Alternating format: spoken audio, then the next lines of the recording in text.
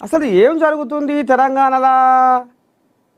ఇక ఇంకా కొంతమంది మేధావులు, రాజకీయ విశ్లేషకులు, విద్యావేత్తలు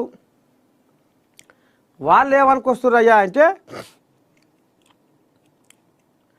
కేసీఆర్ ఆడిస్తున్న ఇంటి సయ్యాట,